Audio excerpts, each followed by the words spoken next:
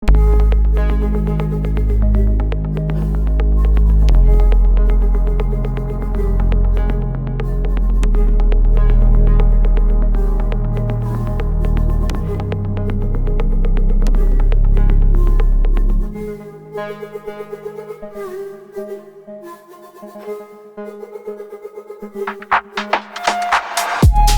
கொண்டிருக்கின்ற ஸ்ரீ கோபால் நாயுடு பள்ளியை சார்ந்த அனைத்து பெருமக்களுக்கும் முதலில் என்னுடைய வாழ்த்துக்களை தெரிவித்துக் கொள்கின்றேன்.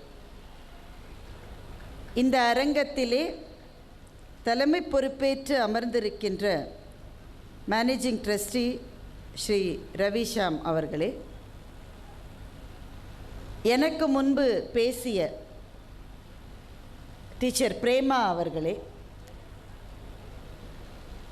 பழைய மாணவர்களை அவர்களினுடைய சாதனைகளை எங்கே விளக்கி பேசிய பெருமக்களே, திரு வசந்த் அவர்களே, இன்னொரு சகோதரரும் பேசினார், அவர் பேர் எனக்கு ஞாபகம் இல்லை, வேல்சாமி அவர்களே, எனக்கு மிக நீண்ட கவிதை வரவேற்பை இங்கே அளித்துவிட்டு அமர்ந்து இருக்கின்ற தமிழாசிரியர் அவர்களே, அவர் தமிழாசிரியர்னு யாராவது அறிமுகப்படுத்தினாங்களா? ஆனால் நான் கண்டுபிடிச்சிட்டேன், பார்த்தீங்களா? எப்போ ஒரு கவிதையை ரெண்டு தடவை சொல்கிறாங்களோ அப்போ தமிழாசிரியராக தான் இருக்கு. இந்த நிகழ்ச்சிக்கு என்னை அழைத்து சிறப்பு செய்திருக்கின்ற பள்ளியினுடைய மாண்புக்கும் மதிப்புக்கும் உரிய தலைமை ஆசிரியர் ஐயா அவர்களே, ஏனைய ஆசிரிய பெருமக்களே, ஓய்வு பெற்ற ஆசிரிய பெருமக்களே, மாணவர்களே, பெற்றோர்களே, ஊடகத்துறை நண்பர்களே, மிக மிக சிறப்பான ஒரு நடனத்தை ஆடியிருக்கிற பள்ளியினுடைய அன்பான குழந்தைகளே, அந்த நடனத்தை அவர்களுக்கு சொல்லிக் கொடுத்து ஊக்கப்படுத்திய பள்ளியினுடைய ஆசிரியர் பெருமக்களே, இந்த விழாவுக்கு வருகை தந்திருக்கின்ற என்னுடைய அன்பு தம்பியான பிஎஸ்ஜி பள்ளியிலே பணிபுரிகின்ற சகோதரர் சிவா அவர்களே, அலைக்கடலை போல திரண்டு கொண்டிருக்கின்ற அன்பான மாணவ கண்மணிகளே, எல்லாருக்கும் என்னுடைய பணிவின் வணக்கங்கள். ஒரு பள்ளியினுடைய 50வது ஆண்டு விழா என்பதை நினைத்து பார்த்தாலே பிரமிப்பாக இருக்கிறது. பள்ளியினுடைய தாளாளர் ரொம்ப அழகாக ஒன்றை சொன்னார். அந்த காணொலியிலே அதை நாம் பார்த்தோம். அது கூட ரொம்ப அழகான ஒரு காணொலி. ரொம்ப எது தேவையோ அதை மாத்திரம் சொல்லி இந்த பள்ளி கடந்து வந்த பாதையை நமக்கு அறிமுகம் செய்த அழகான காணொலி. அதில் அவர் சொன்னார், 50 வருடம் என்பது இன்றைக்கெல்லாம் ஒன்றும் அவ்வளோ பெரிய விஷயம் இல்லை, ஆனால் 50 years ஆஃப் பிளெமிஷ்லெஸ் சர்வீஸ் அதுதான் ரொம்பவும் குறிப்பிடத்தக்கதுன்னு சொன்னார். ரொம்ப உண்மை அது. ஏன்னா வருடங்கள் என்பது வெறும் எண்ணிக்கை தானே. 10 வருடம், 15 வருடம், 20. அந்த ஆசிரியர் பிரேமா மேடம் சொன்னாங்க, என்னவோ இப்போ தான் வந்து சேர்ந்த மாதிரி இருக்குது, அதுக்குள்ளே 48 வருஷம் முடிஞ்சு போச்சுன்னு சொன்னாங்க. எனக்கு என்னவோ அவங்கள பார்த்தா அவங்களுக்கே 48 வயசு மாதிரி தான் இருக்கு. பிறந்ததுலேருந்து ஆசிரியராக இருந்திருக்காங்க. அப்போ அதனால் வருடங்கள் கடந்து போவது ஒன்றும் பெரிய விஷயம் கிடையாது. 20, 30 வேகமாக போயிடும். ஆனால் அத்தனை வருடங்களிலும் ஒரு கரையற்ற ஒரு சரித்திரத்தை படைப்பது மாத்திரம் அல்ல. இங்கே இருக்கிற அந்த முன்னாள் மாணவர்கள் சில பேரை தான் இங்கே காட்ட முடியுது, ஏன்னா நேரம் இல்லை. அவர் சகோதரர் பேசினதில் எனக்கு மகிழ்ச்சி, பிகாஸ் ஐ ஆம் ஆல்சோ ஃப்ரம் சிட்டி பேங்க், அதனால் எனக்கு ரொம்ப மகிழ்ச்சி அவர் பேசியது. ஒவ்வொரு துறையிலும் சாதனை செய்தவர்கள், ஐஎஸ்ஆர்ஓவில் இருக்கிற விஞ்ஞானியிலிருந்து நீங்கள் எல்லாரும் விழுந்து விழுந்து கை தட்டினா அன்பு தம்பி மாதம்பட்டி ரங்கராஜ் வரையில்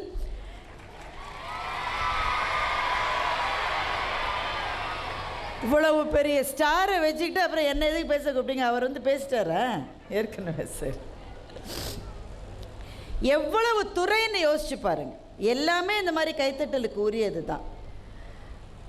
இவர்கள் கொஞ்சம் பேர் தான் இங்கே அறிமுகப்படுத்த முடிந்தது. ஐ am very certain that there are many others. We did not have time. இப்போ இந்த பள்ளியினுடைய வளர்ச்சி பாதையில் அடுத்த மைல்கல்லாக 60 வருடம், 75 வருடம் என்று 100 வருடம் என்று இது போய்கொண்டே இருக்கிற பாதையில் அந்த செலிப்ரேஷன்ஸில் இங்கே இருக்கிற எத்தனை பேரினுடைய படம் இங்கே வரும் என்று எனக்கு தெரியாது.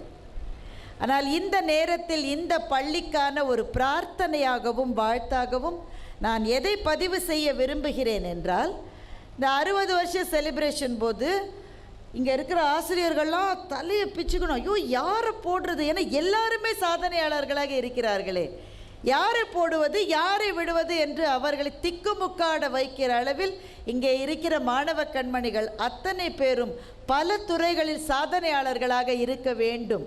அதுதான் உங்கள் பள்ளிக்கு நீங்கள் செய்கிற பதில் மரியாதை. ரொம்ப ரொம்ப சந்தோஷமான தருணம். ஏன்னா எவ்வளோ பேட்சுங்க, நாங்கள் 12th இயர் பேட்சு, அந்த மாதிரி 50 வருஷம் பேட்சு. ஆனால் இந்த பேட்சில் படிக்கிற உங்களுக்கு தான் கோல்டன் ஜூப்ளியை பார்க்கிற வாய்ப்பு கிடைத்திருக்கு. அது எல்லாருக்கும் கிடைக்காது. எனக்கு ஞாபகம் இருக்குது சார், என்னுடைய பள்ளி வந்து சென்னையில் இருக்கிற ஒரு அரசு பள்ளி, லேடி வெல்லிங்டன் உயர்நிலை பள்ளி. அந்த பள்ளி இந்த ஆண்டு 100வது ஆண்டை எட்டி இருக்கிறது. அந்த பள்ளியினுடைய 60வது ஆண்டு விழாவிலோ 70வது ஆண்டு விழாவிலோ அது நடந்த போது நான் அங்கே மாணவியாக படித்து கொண்டிருந்தேன். அப்போது இருந்த முதலமைச்சர் வந்து அந்த பள்ளியினுடைய அந்த விழாவை நடத்தி வைத்தார். எங்களுக்கெல்லாம் பயங்கர குஷி. எதனால நினைக்கிறீங்க? ஒன்று பள்ளிக்கு ஆண்டு விழான்றதுனால, ரெண்டாவது இந்த ஆண்டு விழா வந்தால் 1 மாதம் கிளாஸே நடக்காது எங்கள் ஸ்கூலில்.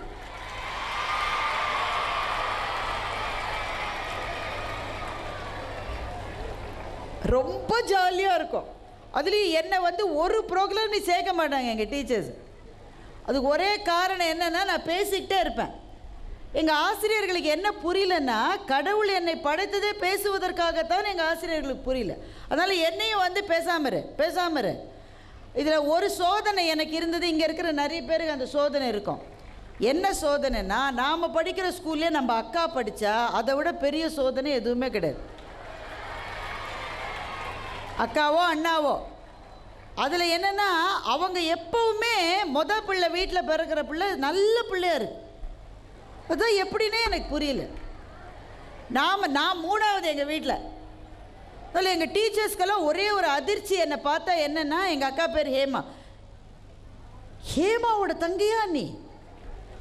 ஏன்னா அவள் நல்லா படிச்சிருவா, பேசவே மாட்டா. அது டீச்சர்ஸ் பெற்றவ. நான் பேசிக்கிட்டே இருப்பேன், எனக்கு அது ஒன்று தான் தெரியும். அதனால் ஹேமாவை எல்லாத்துலேயும் சேர்த்துப்பாங்க, என்னை எதுலேயுமே சேர்க்க மாட்டாங்க. ஒரு ப்ரோக்ராமில் நான் கிடையாது. அதுனா ரொம்ப மகிழ்ச்சி. ஏன்னா ஒவ்வொரு டீச்சரும் ஒவ்வொரு ப்ரோக்ராமுக்கு இன்சார்ஜாக இருப்பாங்க. அதனால் யாருமே கிளாஸ் நடத்த வரமாட்டாங்க. அப்படியே தப்பி தவறி கிளாஸ் நடந்தாலும் கிளாஸ் ஆரம்பித்து 5 நிமிஷத்துக்குள்ளே வாசலில் வந்துடுவாங்க தூதர்கள். யாரெல்லாம் இங்கே என்ன டான்ஸுமா இது? சக்தி டான்ஸா இது? ஏதோ ஒரு டான்ஸுன்னு எங்கள் பரதநாட்டியம் இருக்கிற ஸ்டூடெண்ட்ஸ் ப்ளீஸ் கம் அவுட் அப்படின்னா கிளாஸில் ஒரு 5 போயிடும். பாங்க்ராவில் இருக்கிற ஸ்டூடெண்ட்ஸ் ப்ளீஸ் கம் அவுட், இன்னும் ஒரு 5 போயிடும். இந்த மாதிரி கிளாஸில் ஒன்றா போயிட்டுருக்கு. நான் ஒரு நாள் யோசிச்சேன், நான் எதுலேயுமே இல்லை. ஆனால் யார் எதில் இருக்காங்கன்னு பாடம் நடத்துகிற டீச்சருக்கு தெரியாது. அதனால் பாங்க்ராவில் இருக்கிற பிள்ளைங்கள வெளில வாங்கினா அந்த பிள்ளைங்களோடு சேர்ந்து நானும் போயிடுவேன். டீச்சரால் கண்டுபிடிக்க முடியாது. இப்படியே 1 மாதத்தை ஓட்டுவோம். அதுக்கப்புறம் அந்த முக்கியமான ஆண்டு விழா நாள் வரும். அன்றைக்கி அநேகமாக இங்கே டான்ஸில், இந்த பள்ளி நல்ல பள்ளி, அப்படி செய்ய மாட்டீங்க. எங்கள் ஸ்கூலில் என்ன செய்வாங்கன்னா, ஏகப்பட்ட குரூப் இருக்கும். பாங்க்ரா, பரதநாட்டியம், வஉசி ட்ராமா, குமரகுருபர ட்ராமா, ஏகப்பட்ட குரூப் இருக்கும். All of you must come at 6:30 AM programme. எப்போனா சாயங்காலம் 6 மணி, காலையில் 6 மணிக்கே எல்லாம் வந்துடணும். அதில் வந்தால் நம்ம அம்மாவில் சும்மா அனுப்புவாங்களா நம்மள? ஒரு எலுமிச்சம்பழ சோறு, அது இது மூட்டை முடிச்சோடு வந்து சேருவோம். இத்தனைக்கு நான் ஒரு ப்ரோக்ராமில் இல்லை. ஆனால் ஆளாக வந்து, அப்புறம் இந்த மேக்கப் போடுறதுல இப்போல்லாம் ரொம்ப நிறைய டெக்னாலஜியில் வந்துருச்சுங்க. ரொம்ப சொஃபிஸ்டிகேட்டடாக போகிறாங்க, அழகாக போடுறாங்க. இந்த பிள்ளைகளுக்கே எவ்வளோ நல்ல ட்ரெஸ் பண்ணியிருந்தாங்க பார்த்தீங்களா? அப்போ அதெல்லாம் கிடையாது. ஏன்னா நான் சொல்கிற கதையெல்லாம் 35 வருஷத்துக்கு முந்தின கதை. அதெல்லாம் ஒன்றும் கிடையாது. மேக்கப் மேன் ஒருத்தர் இருப்பாருங்க. அவர் காலையில் வந்து நல்ல திருநீரை வச்சுட்டு ஒரு பெரிய சட்டி, இந்த வீட்டிலலாம் குழம்பு செய்வோம்ல, அப்படி ஒரு சட்டியில் ஃபவுண்டேஷனை கரைச்சி வச்சுருப்பார். அந்த வழியாக யார் போனாலும் அவங்களுக்கு போட்டுருவார். நீ இந்த டான்ஸுக்கு இந்த மேக்கப்பு அதெல்லாம் கிடையாது. அவருக்கு அதெல்லாம் தெரியவும் தெரியாது. அந்த வழியாக யார் போனாலும் ஒரு பெயிண்ட் அடித்து அனுப்பிச்சிடுவார். கடைசியில் பார்த்தா ஸ்கூல் வாட்ச்மேன்லாம் மேக்கப் போட்டே போவார். அப்புறம் ரொம்ப முக்கியமான விஷயம் என்னென்னா, பாஞ்சாலி சபதம் டான்ஸ் ட்ராமா. பாஞ்சாலி சபதத்தில் பாஞ்சாலியாக ஒரு பொண்ணு நடிக்கும். எங்களுது கேர்ள்ஸ் ஸ்கூல். எங்களுது துச்சாதனா ஒரு பொண்ணு நடிக்கும். அந்த துச்சாதனன் தான் பாஞ்சாலியனோட துகில உரியணும். இந்த ட்ராமா ஆரம்பிக்கிறதுக்கு ஒரு செகண்ட் முன்னாடி மட்டும் பாஞ்சாலியும் துச்சாதனும் ஒருத்தர் மேலே தோல் மேலே ஒருத்தர் கை போட்டு திரிவாங்க. ட்ராமாவில் தான் வந்து பகை. பள்ளி வாழ்க்கை என்பது அப்படி தான். இன்னொன்று சொல்லட்டேன், நான் சொன்னேன்ல என்னை ஒன்றுத்துலேயுமே சேர்க்க மாட்டாங்கன்னு. கடைசியில் ஏதோ ஒரு டீச்சர் பரிதாபப்பட்டு ஒரு ஆனுவல் டேயில் என்னை சேர்த்துட்டாங்க. அவ்வளவுதான். நான் என்ன வீட்டுக்கு போய் எங்கள் அம்மா கிட்ட நீல கலர் பட்டு பாவாடை, அப்புறம் அது பேர் என்ன, ஜடபில்லை எல்லாம், அப்புறம் ரெட் பேங்கிள், அதான் எங்கள் டீச்சர் சொன்னாங்க, சிவப்பு வளையல். ஸோ எங்கள் அம்மா பாவம் போய் இப்போ எல்லா கடையிலையும் வந்து சிவப்புக்கு பதிலாக நீல வளையல் வாங்கிட்டாங்க. எங்கள் அம்மாவை நான் சும்மா விடுவேன்னு நினைக்கிறீங்க நீங்கள்?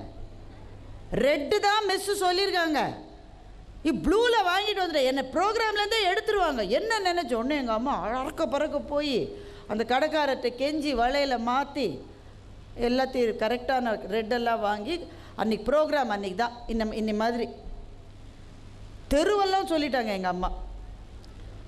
எங்கள் பொண்ணு பாரதி இன்றைக்கி டான்ஸில் இருக்கா, பாரதி டான்ஸில் இருக்கா. உடனே எங்கள் அம்மா, அப்பா, எங்கள் அத்தை, எங்கள் அக்கா ஏற்கனவே டான்ஸில் இருக்கா, அவள் வந்துடுவா, அவளுக்கு வழக்கமாக வருது தானே. எதிர் வீட்டு ஆயா, பக்கத்து வீட்டு நாய் எல்லாம் ஸ்கூலுக்கு வந்துருச்சு.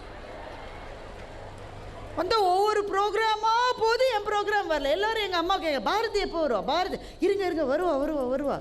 கடைசியில் ராமாயணம், அதுலேயும் எல்லா காட்சியும் முடிஞ்சது, நான் இன்னும் வரல. எப்போ தான் வருவானா, பட்டாபிஷேகம் அதோடு தானே முடியும். அதுதான் கடைசி ப்ரோக்ராம். அதுக்கப்புறமா ஜனகணமன தான். அந்த கடைசி ப்ரோக்ராமில் நான் வந்துட்டேன்ல. யார்? ராமரும் சீதையும் பட்டாபிஷேகம் செஞ்சுக்கிறப்போ பக்கத்தில் யார் அந்த விசிறினது முக்கியமான ரோலுங்க. விசிறி இல்லாட்ட ராமர் எப்படி உட்காருவார்? இந்த ரோலுக்கு தான் எனக்கு ப்ளூ வளையல் ஏன் வாங்கினா சிவப்பு வளையல் தான் சண்டை. ஆனால் ஒன்று யோசிச்சிங்களா, அப்போ வந்து எனக்கு முக்கியமான ரோல் கூட, நான் ஏன் ராமராக இருக்கக்கூடாது, நான் ஏன் சீதையாக இருக்கக்கூடாது, எனக்கு இந்த ரோல் தானா, விசிற அப்படிலாம் கேட்கவே தெரியாது. ஏன்னா மாணவ பருவம் என்பது அவ்வளவு இனிமைகள் நிறைந்த பருவம். எனக்கு பெரிய முக்கியத்துவம் வேணும், எனக்கு ரெக்கக்னிஷன் வேணும்னு எந்த குழந்தையும் கேட்பதில்லை. எனக்கு அதில் ஒரு பார்ட், நான் ஓரமாக நின்னா கூட பரவாயில்ல, கிளாஸில் வந்து டீச்சர் கூப்பிட்டு போர்டை தொடன்னு சொன்னால் கூட மகிழ்ச்சி அடைகிற ஒரு பருவம் இருக்கிறது என்றால் அது மாணவர்களாக இருக்கிற இந்த பருவம் தான். ஒரு விதத்தில் பெரியவர்களான எங்களை பார்த்தா உங்களுக்கெல்லாம் பொறாமையாக இருக்கும். எங்களுக்கெல்லாம் வயசாகிடுச்சு, எங்களை பார்த்தா இங்கே இருக்கிற ஸ்டூடெண்ட்ஸுக்கு ஏன் பொறாமையாக இருக்கும்? சரி, இவங்களுக்கெல்லாம் டெஸ்ட்டே கிடையாது, எக்ஸாமே கிடையாது. தினம் மண்டே மார்னிங் சில ஸ்கூல்லாம் பரீட்சை வைப்பாங்க. நீங்கள் எப்படி வைக்கிறீங்களா? நல்ல வேலை இல்லை. நான் படித்த சில ஸ்கூல்லாம் மண்டே ஃபஸ்ட்டு அவர் டெஸ்ட்டுங்க. இதை விட ஒரு கொடுமை ஒரு மாணவனுக்கு செய்யவே முடியாது. சண்டே அன்றைக்கி மத்தியானத்துலேருந்தே நம்ம மூடு டல்லாயிரும். ஐயோ நாளைக்கு டெஸ்ட் இருக்கேன்னு. இப்போ எங்களை பார்த்தா அவங்களுக்கெல்லாம் பொறாயிச்சு, இவங்களுக்கெல்லாம் ஒரு டெஸ்ட்டு கிடையாது, ஒரு எக்ஸாம் கிடையாது. ப்ராக்ரஸ் ரிப்போர்ட்டில் கையெழுத்தெல்லாம் வாங்க வேணாம், அதெல்லாம் இன்னும் இருக்கா இந்த சிஸ்டம்லாம்? இருக்கு. இதை அப்படின்னு உங்களுக்கு தோணும். ஆனால் உண்மையில் உங்களை பார்த்தா தான் எங்களுக்கு பொறாமையாக இருக்குது. என்ன காரணம் என்றால், பள்ளிப்பருவத்தினுடைய அபாரமான இனிமை என்னவென்றால் இங்கே கிடைக்கிற நட்பு. இந்த நட்பு இதற்கு பிறகு கிடைக்கவே கிடைக்காது.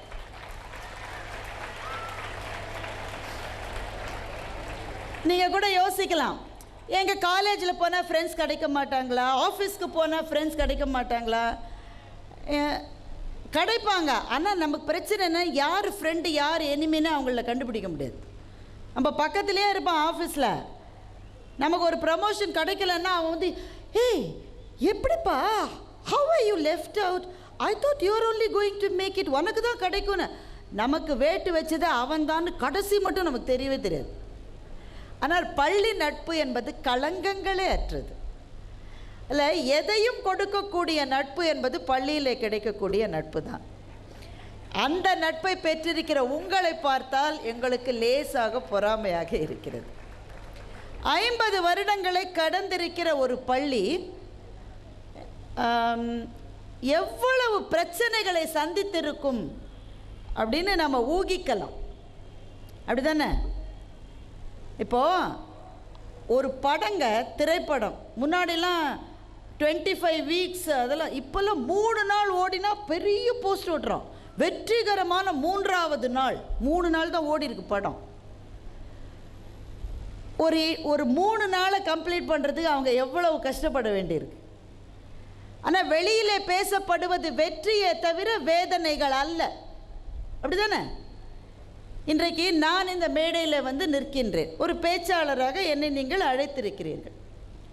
இந்த பேச்சாளராக பேசுகிறேன். நான் சில மேடையில் சொல்லியிருக்கேன், நீங்கள் உங்களை சில பேர் கூட கேட்டிருக்கலாம். அதை நான் காலேஜ் மட்டும் நிறைய பேச்சு போட்டியெல்லாம் பரிசெல்லாம் வாங்கினேன்.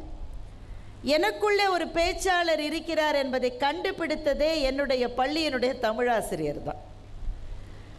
எனக்கு தெரியாது நான் எனக்கு அந்த திறமை இருக்குன்னு. என்னுடைய ஒரே திறமை பக்கத்தில் இருக்கிற பிள்ளைகிட்ட பேசுகிறது தான் நான் நினச்சிக்கிட்டு இருந்தேன். நல்லா வம்படிப்போம், கதை பேசுவோம். மேடையிலலாம் என்னால் ஏறி பேச முடியும்னு கற்பனை கூட எனக்கு கிடையாது. ஏன் என்னுடைய அம்மா பயங்கர புத்திசாலி. அந்த காலத்தில் எம்எஸ்சி ஃபிசிக்ஸ் கோல்டு மெடலிஸ்ட் எங்கள் அம்மா. எங்கள் அம்மாவுக்கு கூட தெரியல எனக்குள்ளே ஒரு பேச்சாளர் இருக்கிறார் என்று. எங்கள் அப்பா ஒரு தலைமை ஆசிரியர், அவரே ஒரு பள்ளி தலைமை ஆசிரியர். அவரால் கூட கண்டுபிடிக்க முடியவில்லை. அவங்களாம் என்ன சொல்லுவாங்க, உங்கள் அப்பா அம்மாலாம் சொல்கிற மாதிரி தான், நல்லா படி, நல்லா அதுவும் இங்கே +2 பசங்க யாராவது இருக்கீங்களா? உங்களுக்கு என்னுடைய ஆழ்ந்த அனுதாபங்கள். நான் வேறு என்ன சொல்கிறது? ஏன்னா உலகமே கூடி அட்வைஸ் பண்ணுற ஒரே பிள்ளை யாருன்னா +2 படிக்கிற பையன்தான், இல்லை பொண்ணு தான். 10க்கும், ஆமாம் 10க்கும், கரெக்ட். ஆனால் 10த்தை விட +2க்கு கொஞ்சம் ஜாஸ்தி. நீங்கள் +2 வந்தால் தான் அது உங்களுக்கு தெரியும். ஏன்னா 10த்துக்கு டீச்சர் தான் அட்வைஸ் பண்ணுவாங்க, ஒழுங்காக படிச்சுரு, முக்கியமான வருஷம் இது. +2க்கு உலகமே கூடி அட்வைஸ் பண்ணும். திடீர்னு அப்பா ஃபோனை கொடுத்து +2 பிள்ளைகிட்ட ஃபோனை கொடுத்து பேசு. யாருப்பா? பேசு, முதல்ல மரியாதையாக பேசு. யாருப்பா பேசுகிறாங்க? எங்கள் சித்தப்பா இல்லை, அவரோட மச்சானோட தம்பி பேசுகிறார். சித்தப்பாவே இந்த பிள்ளைக்கு தெரியாது சரியா. அவருடைய மச்சானுடைய தம்பி எங்கேருந்து கண்டுபிடிக்கிறது? ஃபோன் எடுத்துன்னு அவர் சொல்லுவார், ஏம்மா +2வா? ஆமாங்க, இந்த ஒரு வருஷம் நீ நல்லா படித்து கஷ்டப்பட்டுட்டேன்னா இனிமேல் வாழ்நாள் முழுக்க நீ கஷ்டப்படவே வேணும் சொல்லுவாங்களே. பொய், நம்பாதீங்க, பொய். ஏன்னா வாழ்க்கையில் எல்லா வருஷமே கஷ்டமான வருஷம்தான். நீங்கள் இந்த வருஷம் மாத்திரம் கஷ்டப்பட்டால் அப்புறமா மகிழ்ச்சியான வானவெளியில் அதெல்லாம் பொய். எல்லா வருஷமே கஷ்டம்தான் வாழ்க்கையில். இப்போ இந்த 50 ஆண்டு பயணத்தில் வெற்றிகளை பேசுவார்களே தவிர வேதனைகளை பேச மாட்டார்கள். எனக்கு அப்படித்தான். எங்கள் டீச்சர் எனக்குள்ளே இருக்கிற பேச்சாளரை கண்டுபிடித்தார். நானும் பேசினேன். கல்லூரி மட்டும் நல்ல பேச்சு போட்டிகள்லாம் பரிசெல்லாம் வாங்கினேன். ஆனால் அதற்கு பிறகு வங்கியில் சேர்ந்து திருமணமாகி என் மகள் பிறந்து ஒரு 8-9 வருஷம் கேப் வந்துருச்சு. நான் பேசவே இல்லை, மேடையிலே ஏறலைன்னா. இந்த பேச்சுன்றது மாத்திரங்க ஸ்போர்ட்ஸ்மென் அண்ட் ஸ்போர்ட்ஸ் விமன் மாதிரி தான். கேப் வந்துட்டால் திரும்ப கேட்சப் பண்ணுறது ரொம்ப கஷ்டம். பாடகர்கள் இருக்கீங்க, எங்கே டான்ஸ் ஆடின பிள்ளைங்களை கேளுங்க, 2-3 வருஷம் டான்ஸே ஆடலைன்னா திடீர்னு போய் ஏறி ஆட முடியாது. சித்திரமும் கைப்பழக்கம் செந்தமிழும் நாப்பழக்கம். இப்போ 8 வருஷம் கேப்புக்கு பிறகு நான் திரும்ப பேச்சாளராக வருவேன்னு நான் நினைக்க கூட இல்லை. ஆனால் எங்கள் நடுவர் சாலமன் பாப்பையா சார் எப்படியோ என் நம்பரை கண்டுபிடிச்சி, அப்போல்லாம் லேண்ட்லைன் தான், கண்டுபிடிச்சி, ஏன்பா நீ சென்னையில் தானே இருக்க? ஆமாம் என் சென்னையில் தான் இருக்கேன். நீ தானே முன்னாடி இந்த காலேஜ் ஸ்டூடெண்ட்டெல்லாம் பேசியிருக்கல்ல? ஆமாய்யா பேசியிருக்கேன், இப்போ கேப் வந்துருச்சியா. எனக்கு ஒரு ஆடியோ அப்போல்லாம் இந்த கேசட்னு ஒன்று இருக்கும், நீ இந்த பிள்ளைங்களாம் பார்த்துருக்காது. இந்த கேசட்னு ஒன்று இருக்கும். எங்களுக்கெல்லாம் வேலை என்னென்னா அந்த டேப்பில் சிக்கலை எடுக்கிற வேலை எங்கள் வேலை. சிக்கிருச்சுன்னா ரொம்ப கஷ்டம். அந்த ஆடியோ கேசட் ரெக்கார்டிங்க்கு ஒரு இன் ஸ்டூடியோ ரெக்கார்டிங், ஆடியன்ஸ்லாம் கிடையாது. ஒரு பட்டிமன்றம் இருக்குது, எனக்கு ஒரு ஆள் இல்லை, நீ பேசுருன்ட்டார். சரி நான் போனேன், நல்ல வேளை ஆடியன்ஸ் இல்லை. அங்கே போனால் என்ன எங்கள் நடுவர் பேச சொல்கிறாரு. நான் ஒரு 2 நிமிஷம் பேசினேன், அப்புறம் அப்படியே ஃப்ரீஸ் ஆகிட்டேன். இந்த மேடையில் பேசி பழக்கம் இருக்கிற குழந்தைகளுக்கு தான் தெரியும் ஃப்ரீஸ் ஆகிறது. என்ன மேடையில் சில சமயம் ஃப்ரீஸ் ஆகிடும், ஒரு வார்த்தை கூட வராது, கையில் பேப்பர் இருக்கும், பார்க்க முடியாது. நல்ல வேளை ஆடியன்ஸ் இருந்தால் எப்படி என்னை காரி துப்பிருப்பாங்க அன்றைக்கி. எங்கள் நடுவரில் ஏப்பா தண்ணியை குடிச்சுக்க, பேசு, உன்னால் பேச முடியும், அவர் என்கரேஜ் பண்ணுறாரு. வார்த்தையும் வரல. 10 நிமிஷம் பிரேக் எடுத்து அப்புறம் கொஞ்சம் ஆசுவாசப்படுத்திக்கிட்டு திரும்ப வந்து நான் பேசினேன். அப்போ அங்கே இருக்கிற மற்றவங்கள்லாம், ராஜா சார் கூட இருந்தார், அவர் வெளியில் சொல்லிய தவிர மனசில் என்ன நினச்சிருப்பாரு, இதெல்லாம் பேச கூப்பிட்டு நாம் நினச்சிருப்பாரா இல்லையா? 10 நிமிஷம் நடுவில் கேப் விட்டு ஒரு பேச்சாளர் பேசினா அவங்க அன்றைக்கி என்ன நினச்சிருப்பாங்க? அன்றைக்கி நான் வீட்டில் வந்து தூங்கவே முடியல. எனக்கு எவ்வளவு பெரிய தோல்வி, எவ்வளவு பெரிய அவமானம், எவ்வளவு பெரிய வேதனை. இதற்கு பிறகும் எங்கள் நடுவர் என்னை திரும்பி கூப்பிட்டார். அதுதான் ஆசிரியர்களினுடைய சிறப்பு. அவர்களுக்கு தெரியும் யாரால் எதை செய்ய முடியும் என்று ஆசிரியர்களுக்கு தான் தெரியும். அவர் எனக்கு ஒரு ஆசிரியர் தானே. அதனால் இல்லை நீ ஒன்றும் இல்லை, ஒரு பிரேக் இருந்ததுனால கொஞ்சம் தடுமாறிட்டேன், இன்னொரு தடவை வந்து மேடையில் பேசினா சரியாயிடுனார். அதே மாதிரி சரியாயிருச்சு. அப்புறம் இப்போ ஒரு 22 ஆண்டுகளாக அவருடைய டீமில் நான் பேசிக்கிட்டு இருக்கேன். இப்போ இந்த விஷயத்தை நான் ஏன் சொல்கிறேன் தெரியுமா? ஒரு தோல்வியை சொல்லுவதற்கு கூட ஒரு வெற்றி தேவையாக இருக்கிறது. வெற்றிகள் பெற்றவர்கள் பின்னால் நான் தோற்று போனேன், நான் கீழே விழுந்துட்டேன், இந்த கதையை நீங்கள் ஒருத்தட்ட கேட்கறதுக்கு கூட அவருக்கு வெற்றி தேவையானதாக இருக்கிறது.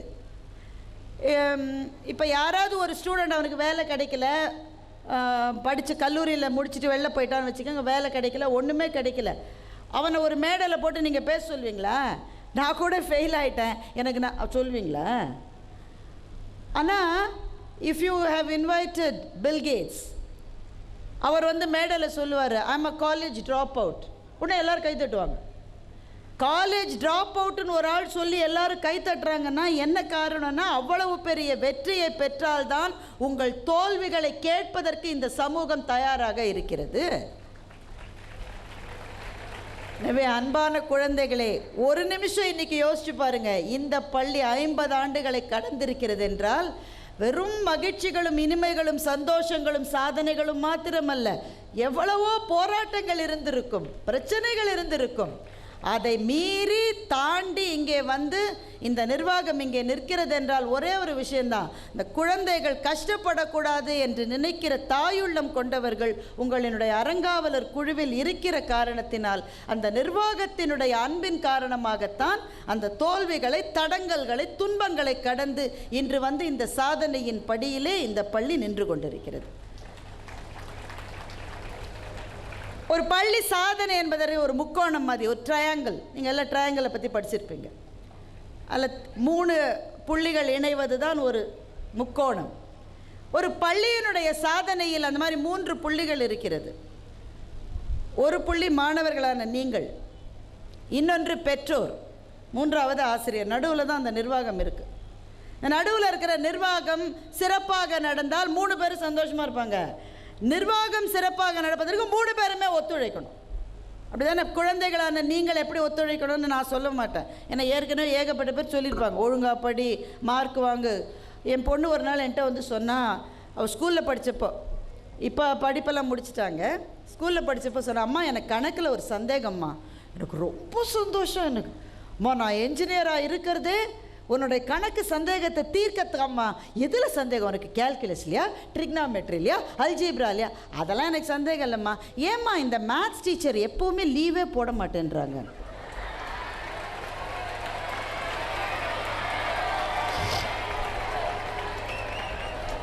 இங்கே இங்கே இங்கே கணக்கு டீச்சர் யாருன்னு தெரியல, சரி, அவங்க மேடம். அப்புறம் அடுத்த நாள் என் பொண்ணு சந்தோஷமாக தான், அம்மா மேத்ஸ் மிஸ் லீவுமா இன்னைக்கு. அதுக்கு அடுத்த நாளே வருத்தமாக வந்தா, நேற்றுக்கு சொன்னேன்ல மேத்ஸ் மிஸ் லீவுன்னு, இன்னைக்கு பிடி பீரியடை கடன் வாங்கி கிளாஸை முடிச்சுட்டாங்கம்மான்னு. அப்போ அந்த மாதிரி சில ஆசிரியர்கள் இருக்காங்க. 48 வருஷ சர்வீஸை பற்றி அவங்க சொல்கிறாங்க. நிறைய ஆசிரியர்கள் பல்லாண்டுகள். இந்த ஆசிரியர்களை எது செலுத்துகிறதுன்னு சில சமயம் எனக்கு ரொம்ப ஆச்சரியமாக இருக்கும். இப்போ நாங்கள்லாம் ஸ்டூடெண்ட்ஸாக இருந்த போது ஆசிரியர்களுக்கு பொறுப்புகள் அதிகம். ஆனால் அவங்க என்ன செஞ்சாலும் யாரும் கேட்க மாட்டாங்க. நான்லாம் செம்ம அடி வாங்கியிருக்கேன். ஆனால் ஒரு ஆச்சரியம் பார்த்தீங்களா, நல்லா அடித்த டீச்சர் தான் எனக்கு இப்போ ரொம்ப நல்லா ஞாபகம் இருக்குது. நல்லா அடி வாங்கியிருக்கேன். அதுவும் நாங்கள்லாம் உங்களை மாதிரியா, நீங்கள்லாம் ரொம்ப புத்திசாலிகள், you're technologically far ahead of us. நாங்கள்லாம் வந்து எங்கள் மிஸ்ஸு போய், ஏய் பாரதி எந்திரு, கிளாஸில் நான் என்னோடய ஒரே வேலை என்ன நினைக்கிறீங்க, முன்னாடி இருக்கிற பிள்ளையோட தலையோடு என் தலையை அட்ஜஸ்ட் பண்ணிக்கிறது தான் என்னோடய வேலை. அது எதுக்குன்னு ஸ்டூடெண்ட்ஸுக்கு புரியும், டீச்சர்ஸ்க்கு புரியாது. டீச்சர்ஸ் நல்லவங்க. ஏன்னா நம்மளை பார்க்கவே கூடாது, நம்மளை அப்போ சில டீச்சர் உஷாராக இருக்கும். எந்திரி, மீ மிஸ், நீ தான் எந்திரி அப்படின்னு ஒரு கேள்வியை கேட்பாங்க. நமக்கு என்ன பதிலாக தெரிய போகுது அந்த கேள்விக்கு? இப்போ ஆசிரியர்கள் வாட் ரியலி டிரைவ்ஸ் தம். ஆனால் எங்களுடைய ஆசிரியர்களுக்கு நிறைய ஃப்ரீடம் இருந்தது. என்னை எழுந்த சொல்லி அங்கே ஒரு புளிய மரம் இருக்கும் எங்கள் ஸ்கூலில். புளிய மரத்துலேருந்து ஒரு இதை உடச்சிட்டு வாம்பாங்க. நான் எவ்வளோ பேக்காக இருந்திருக்கோம் பாருங்கள். நாங்கள் வேகமாக போய் புளிய மரத்தில் எதுக்கு எங்களை அடிக்கிறது, எங்களையே உடச்சிட்டு வர சொல்லுவாங்க. அப்புறம் ஒரு டீச்சரில் கையை நீட்டி அந்த அடிக்கிற போது ரிஃப்ளெக்ஸ் ஆக்ஷனில் கையை பின்னாடி இழுத்துப்பான். கையை நீ பின்னாடி இழுத்துக்கிறேன்னு அதுக்கு 2 தடவை அடிப்பாங்க. அதனால் பல்ல கடிச்சிட்டு கையை காமிச்சிக்கிட்டே இருக்கணும். இப்போ இந்த மாதிரிலாம் இப்போ கனவுல கூட நினைக்காதீங்க. டீச்சர்ஸ் எல்லாம் சொல்கிறேன், கனவுல ஒரு பிள்ளை அடிக்கிற மாதிரி கூட நினைக்காதீங்க, அரெஸ்ட் பண்ணிவிடுவாங்க உங்களை. நிஜத்தில் அடிக்கவே முடியாது, கனவு கூட காணாதீங்க. இப்போ ஏதாவது ஒரு டீச்சர் சொன்னால் உடனே அந்த பிள்ளை போய் வீட்டுக்கு போய் அப்பா அம்மாட்ட சொல்லி ஒரு ஒரு ஒரு வில்லேஜே கிளம்பி வருது ஸ்கூலுக்கு, முழு வில்லேஜ் வருது. ஒரு டீச்சர் என்கிட்ட சொன்னாங்க, என் மேலே ஒரு பையன் கம்ப்ளைண்ட் பண்ணிட்டான், என் ஆசிரியர் மன உளைச்சலை ஏற்படுத்தினார், கம்ப்ளைண்ட் பண்ணிட்டான். உடனே அந்த ஆசிரியரை கூப்பிடுங்க, ஏம்மா தெரிஞ்ச ஆசிரியர் எனக்கு, ஏம்மா இந்த காலத்தில் இப்படிலாம் செய்யலாமா, மன உளைச்சலை ஏற்படுத்தலாமா பிள்ளைகளுக்கு, ஏன்பா எல்லோரும் கை தூக்கிட்டே இருக்கீங்க பசங்கள்லாம், என்னாச்சாங்க?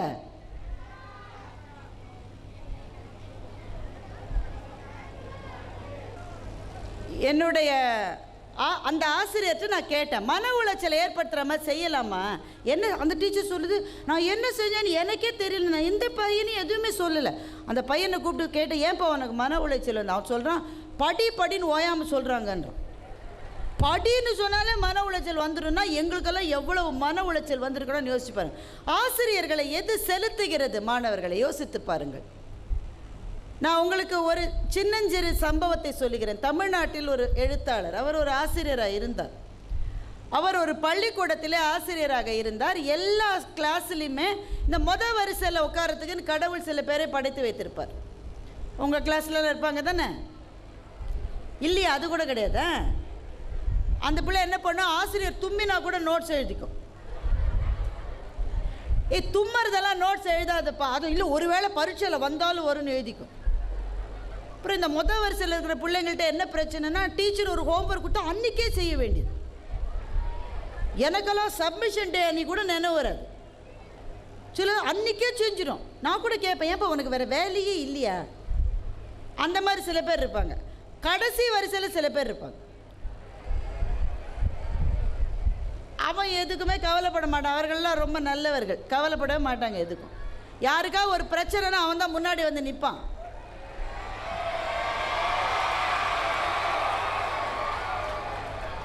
உடனே வந்துடும், ஏய் எங்கள் கிளாஸை என்னடா சொன்ன நீ, சண்டைக்கு போவோம். என்னவோ இவன் பெரிய ஆர்மியில் வேலை செய்கிற ஆள்மதி.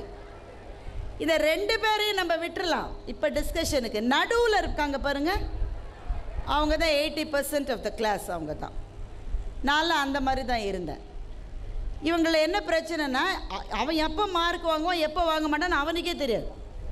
ஒரு சமயம் 95 வாங்கிடுவான், அவனே நம்ப முடியாது, எனக்கா 95? அடுத்த பரீட்சையில் 18 தான் வாங்குவான். எப்போ எது வாங்குவான்னு அவனுக்கே தெரியாது. ஆனால் இந்த middle benches are also important.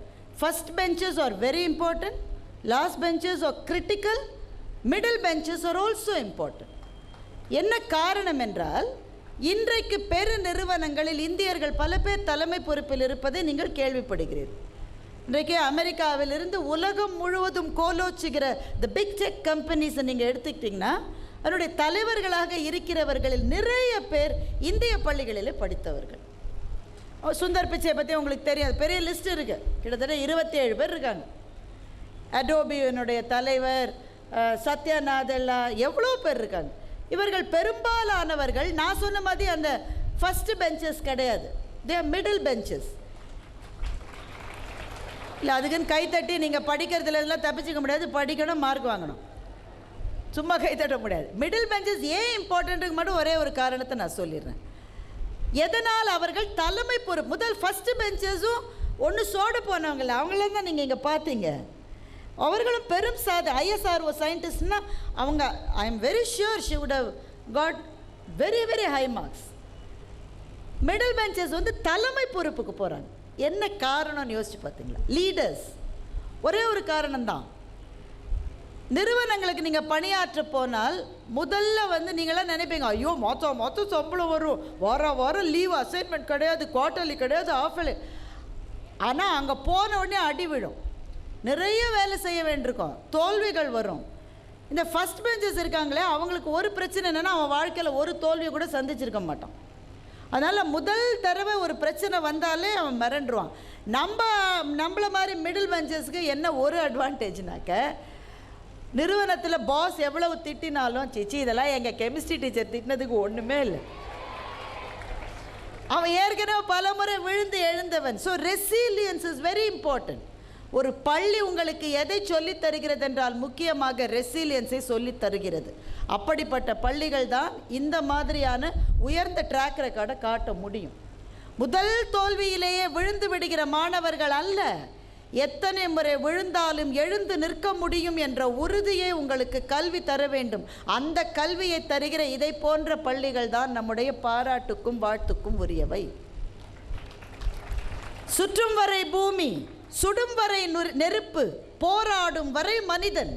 நீ மனிதன் என்றால் உனக்கான ஒரே தகுதி நீ திரும்ப எழுந்திருக்கிறாயா என்பதுதான். நீ விழுந்தது பிரச்சனை அல்ல, விழுந்த பிறகு நீ எழாமல் இருந்தால் அது ஒன்றுதான் பிரச்சனை.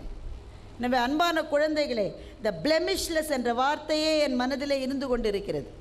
உங்கள் பள்ளிக்கு நீங்கள் எதை செய்ய முடியும் என்றால், you must help your school to continue the blemishless track record. அது ஒன்றைத்தான் உங்களால் செய்ய முடியும்.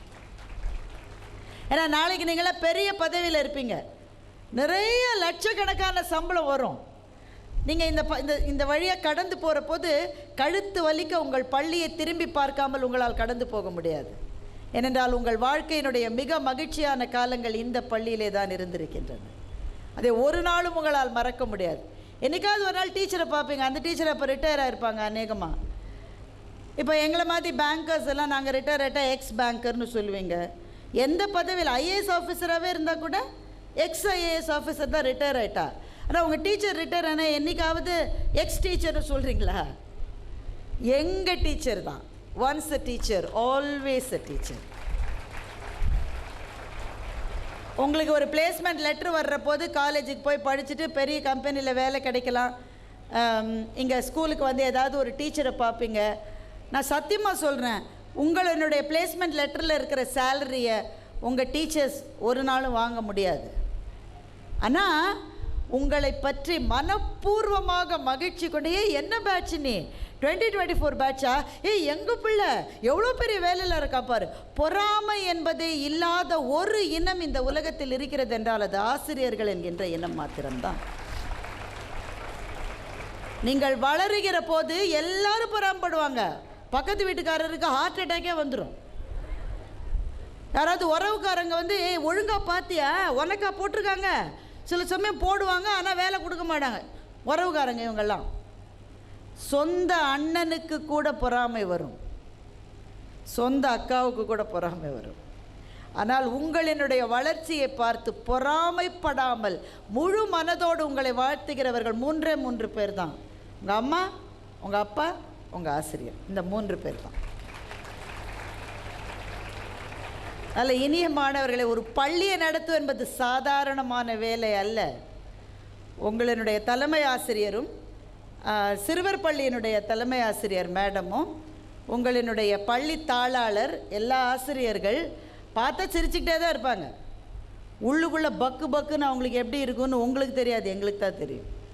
எல்லா பிள்ளையும் ஒழுங்காக வீட்டுக்கு போய் சேர்ந்தார்கள் என்ற தகவல் வருகிற வரை அவர்களால் சாப்பிடவோ தூங்கவோ கூட முடியாது. அதுதான் அவர்களுக்கு இருக்கிற பொறுப்பினுடைய பிரம்மாண்டம். எல்லா பிள்ளையும், எவ்வளோ பிள்ளைங்க இங்கே படிக்கிறாங்க? 1000 கணக்கில்னு வச்சுக்கோங்களேன். ஒரு நாள் ஒரு கம்ப்ளைண்ட் வராமல் இருந்தால் தான் அவரால் சாப்பிடுவார். எவ்வளவு பெரிய பொறுப்பை அவர்கள் நிர்வகிக்கிறார்கள். உங்கள்கிட்ட ஒரே ஒரு சின்ன கேள்வி, உங்களினுடைய அப்பா அம்மாவுக்கும் உங்கள் பள்ளிக்கும் எதை நீங்கள் திருப்பி தர முடியும்?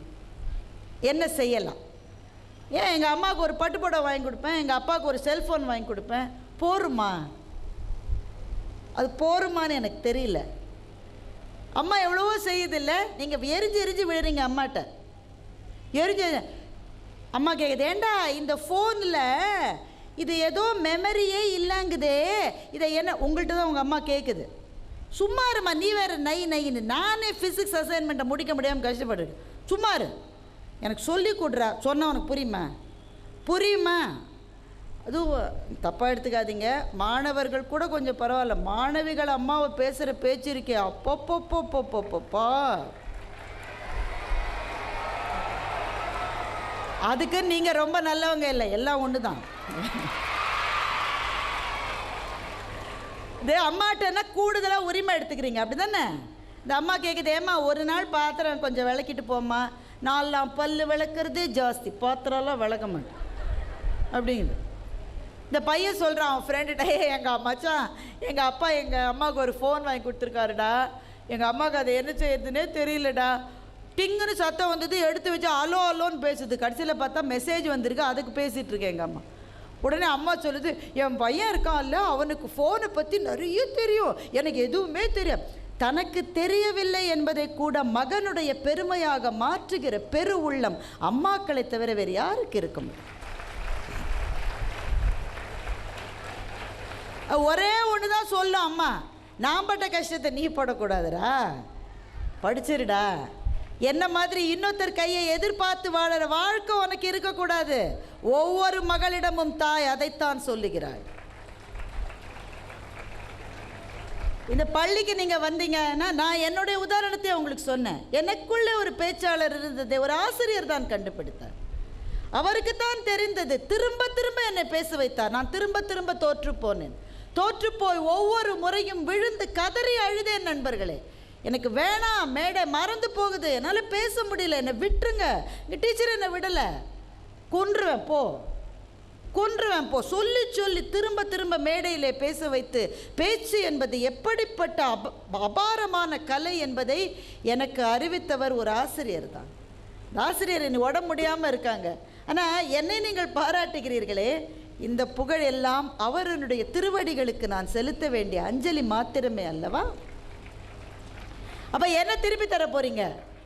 நான் இதை சொல்லி இதோட முடிச்சுக்க போகிறேன். என்ன திருப்பி தரலாம் என்று நான் +2 படிக்கிற போது இப்போ அதுக்கு தான் சொன்னேன். நான் படித்த எவ்வளோ காலம், 30 வருஷம். அப்போவே படின்னு சொன்னால் படின்னு சொல்ல படிக்கக்கூடாதுன்னு நமக்கு தோணும், அப்படி தானே? ரொம்ப ஓவராக படின்னு சொன்னால் புக்கை மூடி வச்சுருவேன். நான் ஒரு நாள் எங்கள் அம்மாட்ட சொன்னேன், இப்போ +2 பரீட்சை வரப்போகுது, February மாதமும் ஏதோ, அப்படியே சென்னையினுடைய கடுமையான வெப்பம், உங்கள் ஊர் மாதிரியா குழுன்னு இருக்க எங்கள் ஊர், கடுமையான வெப்பம் சென்னையில், அதுவும் பீச்சுக்கு பக்கத்தில் எங்கள் ஸ்கூலு, ரொம்ப வெயிலாக இருக்கும். நான் ஸ்கூலுக்கு போய் ஜாயின்ட் ஸ்டடி பண்ணுறேன்னு எங்கள் அம்மாட்ட சொல்லிட்டேன். ஜாயின்ட் ஸ்டடினா என்ன நமக்கு தெரியும் தானே? அதாவது ஒருத்தருமே படிக்காமல் ஒட்டுக்காக உருப்படாமல் போகிறதுக்கு பேர் தான் ஜாயின்ட் ஸ்டடி. நான் ஜாயின்ட் ஸ்டடி படிக்கிறேன்னு சொல்லி போயிட்டு ஸ்கூலில் பசங்களோட விளையாடிட்டுருக்கேன். ஆனால் எங்கள் ஸ்கூலில் கிட்டத்தட்ட இதே மாதிரி தான் இருக்கும். அந்த கேட்டில் யார் வராங்கன்னு இங்கேருந்தே தெரியும். நான் கிரவுண்டில் விளையாடிட்டுருக்கேன், கேட்லேருந்து எங்கள் அம்மா வராங்க. நல்ல டிஸ்டன்ஸ், ஒரு 1 கிலோமீட்டராக நடக்க வேண்டியிருக்கு. நல்ல வெயில். அம்மா கையில் கொடை வச்சுருக்கு, இங்கே ஒரு டிஃபன் பாக்ஸை வச்சுருக்கு, ஆனால் கொடையை விரிக்கலை, வெயிலில் அப்படியே நடந்து வருது. நான் இங்கே வந்து என்னை திட்ட போகிறாங்க, படிக்கலைன்னு திட்ட போகிறாங்கன்னு நான் மூணு வச்சுக்கிட்டு இருந்தேன். அம்மா வந்து என்கிட்ட சொன்னாங்க, ஏய் வர அவசரத்தில் நான் ஜாயின்ட் ஸ்டடியாக பண்ணிகிட்ருக்கேன், விளையாடிட்டுருக்கேன், ஜாயின்ட் ஸ்டடி பண்ணுற அவசரத்துக்கு வர்ற அவசரத்தில் சாப்பாட்டை எடுத்துக்கலையம்மா, மத்தியானம் சாப்பிடுன்னு கொடுத்துட்டு போயிட்டாங்க. 4 அடி வச்சுட்டு திரும்பி வந்து வரும்போது வெயிலாக இருந்தால் கொடையை விரிச்சிக்கிட்டு வான்னு கொடையை என்கிட்ட கொடுத்துட்டு அம்மா நடந்து போனாங்க. நான் இங்கேருந்து பார்த்துக்கிட்டே இருக்கேன், அவ்வளோ தூரம் நடந்து போகிறாங்க. என் வாழ்க்கையில் நான் பார்த்த மிக நீண்ட நடை அந்த நடை தான். வர்ற போது கொடையை எங்கள் அம்மா ஏன் விரிச்சிக்கலை எனக்கு தெரியல. ஆனால் நான் வர்ற போது வெயிலாக இருந்தால் கொடையை விரிச்சிக்கோன்னு சொல்லிவிட்டு எங்கள் அம்மா போனாங்க. போயிட்டே இருந்த அம்மாவை பார்த்து நான் நினச்சேன், என் வாழ்க்கையில் இந்த அம்மாவுக்கு நான் ஏதாவது செய்யணும்னு நான் நினச்சேன். நான் செஞ்சது ஒன்று தான். அதுக்கு பிறகு தான் நான் படிப்பில் கொஞ்சம் என்னுடைய அட்டென்ஷனை, commitment is very important while you are studying for your exams. Commitment is all that you need. அது ஒன்று இருந்தால் போகிறோம். நான் இந்த நாளில் 2 மணி நேரம் படிப்பேன்னா 2 மணி நேரம் படிக்கணும், அதுதான் கமிட்மெண்ட். அது இருந்தால் போகிறோம். நீ ஆடக்கூடாது, ஓடக்கூடாது, விளையாடக்கூடாது, டிவி பார்க்கக்கூடாது, அது எதுவுமே கண்டிஷனே தேவையில்லை. கமிட்மெண்ட் உங்கள்கிட்ட இருக்குதுன்னு உங்கள் அப்பா அம்மாவுக்கு நீங்கள் காமிக்கணும். நான் அன்றைக்கி முடிவு பண்ணேன், எங்கள் அம்மாவுக்கு ஏதாவது நான் திரும்பி செய்வேன்னு.